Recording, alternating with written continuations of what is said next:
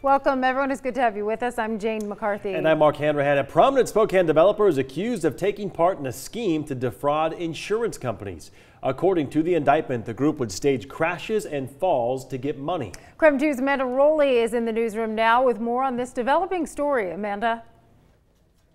Developer and architect Ron Wells has led several projects in Spokane, including the Ridpath Apartments, and those projects date back to 1983. He's among 21 other defendants listed in the federal indictment. About a dozen of them are from Spokane County.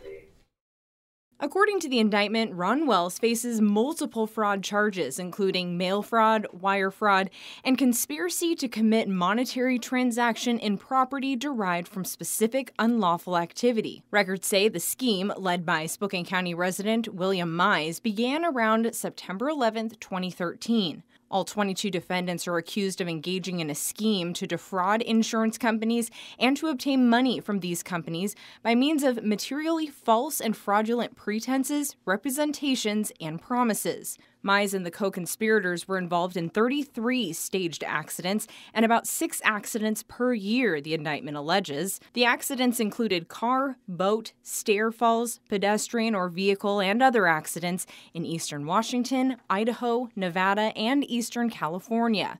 According to the indictment, the co-conspirators would let Mize use their cars for the purpose of staging a crash and obtaining an insurance payout. Mize would deliberately drive the pre-planned at-fault car into the pre-planned no-fault car at a pre-planned location, the indictment states. Records say in exchange for releasing their claims, Wells and 3 other defendants received settlement payouts of nearly $340,000. And now, just in the last hour, we received this letter from Wells' attorney saying he plans to fully cooperate with the investigation. However, that was cut short 9 weeks ago when he was put into a medically induced coma for 3 weeks. This came after a setback while he was recovering from surgery. Reporting in the newsroom, Amanda Rowley, KREM 2 News. Amanda, thank you. In other news, Jesuit leaders are promising they will end the practice of sending priests who are credibly accused of sexual abuse to live on Gonzaga University's campus. This comes after a report from the Center for Investigative Reporting found at least 20 priests accused of sexual abuse retired at the Cardinal B House at GU. The university does not run the retirement building, but it sits in the heart of campus. One of the priests was accused of sexually abusing dozens of women and children. The last known abusive priest was moved out of Cardinal B House in 2016. The province's statement reads in part, Jesuits West apologizes to the victims and families who put their trust in a Jesuit only to have that trust so profoundly betrayed. Jesuits West has both a zero-tolerance policy for credible allegations made against a Jesuit involving a minor or a vulnerable adult and stringent procedures to ensure the safety of minors. They go on to say they remove sexual abusers from public ministry and put them in a, quote, safety plan, which limits the amount of time they spend around children. Many of the priests accused of abuse who lived on Gonzaga's campus now live at a senior health care facility in California. Earlier this month, police removed about 25 tents outside of Spokane City Hall. People were camping there as a protest over what they called a lack of resources for the homeless in Spokane. Tonight, homeless advocates are protesting again, this time outside River Park Square. That's where we find KREM 2's Casey Decker tonight. He joins us live from downtown with more on this. Casey. Hi Mark, hi Jane. Yeah, this is actually the first in a series of protests that are designed to get ordinary people to pay attention to the issues of homelessness. They're not at City Hall trying to get government people to pay attention. They are here at River Park Square where people are doing their Christmas shopping, trying to get regular folks to pay attention to this issue. So I'll step away now. You can see right now this protest is just getting underway.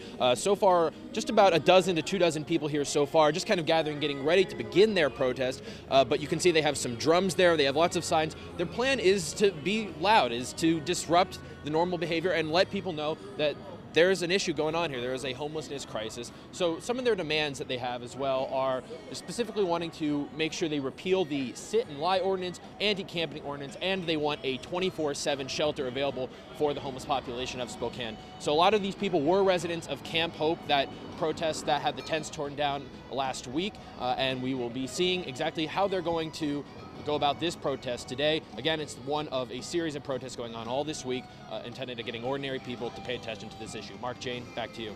Decker live downtown. Thank you very much. Well, in other news, change could be in the works for the way one North Idaho county handles ambulance services. A Bonner County commissioner says the county is looking at no longer operating an EMS service and instead turning service over to a nonprofit company. That has prompted a strong response by some, including Sandpoint's fire department. KREM 2's Taylor Vito explains. The situation is a complicated one, but it is drawing some controversy. A Bonner County commissioner says the county has hired an interim EMS director and is looking at other ambulance service options. Sandpoint's fire chief, though, is questioning how transparent that process has been and is raising some concerns. This is Bonner County EMS. They provide ambulance service across the county and handle around 4,000 calls a year. But that name may change. According to comments made by Bonner County Commissioner Dan McDonald, the county may transfer service to a regional nonprofit company that would then take care of EMS services. Bonner County's former EMS chief resigned earlier this month, and McDonald has since named an interim replacement. In an email, McDonald told me, quote, "We have been researching EMS options for some time, as we do with every department, looking for better ways to provide services at a lower cost.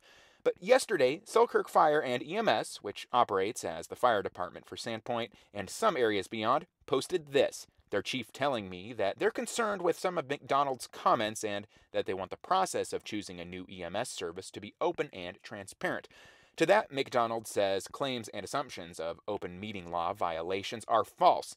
Now, if changes do happen, what would that mean to taxpayers? Well, it's hard to say. McDonald says until terms of an agreement have been made, we won't know, but taxpayers would see better service with no other changes, he says.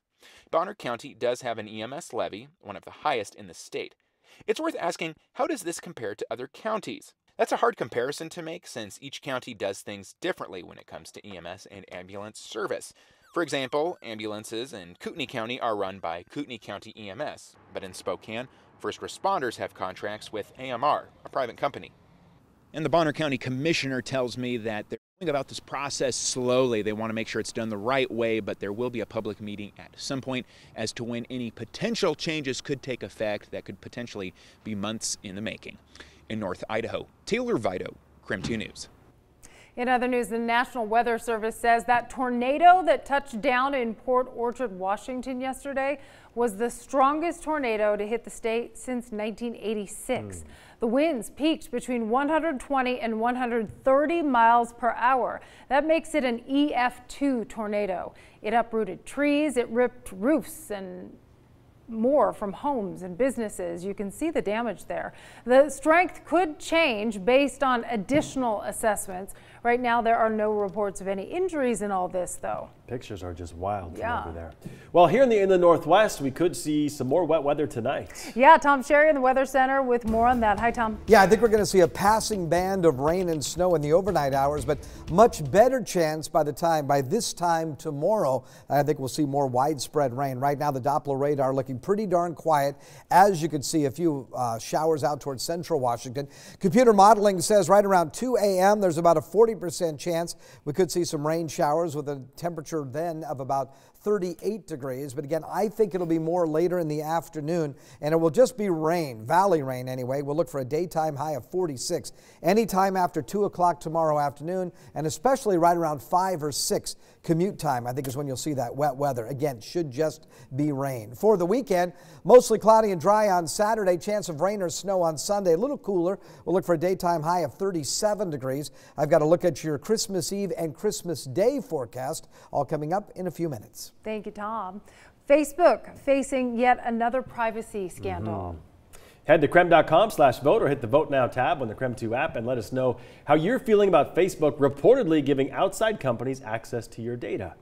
New information reportedly shows Facebook gave its corporate partners extensive access to your personal data for years and never told anyone. A report in the New York Times says Facebook made data sharing deals with dozens of the world's other tech giants. Internal documents appear to show that Facebook allowed companies to access information like users' private messages and the names of virtually all of their Facebook friends.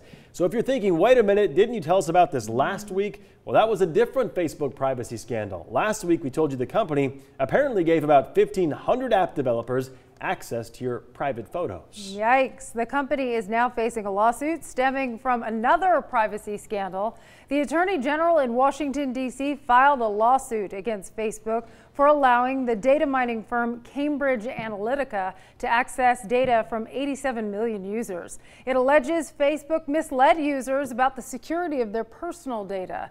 In hearings on the privacy scandal earlier this year, Facebook says it changed the sort of data that it lets outside developers access. So just about a minute ago, we asked you how concerned you are over Facebook reportedly giving outside companies access to your personal photos, messages, and data. That's right. So right now, 82% of you saying you are concerned, and there's no surprise there. I'm guessing this is not the last we're hearing about this thing, right? Seems like there's something. There's always something now. Indeed. Room for improvement. Let's just say that, right? Yes, indeed.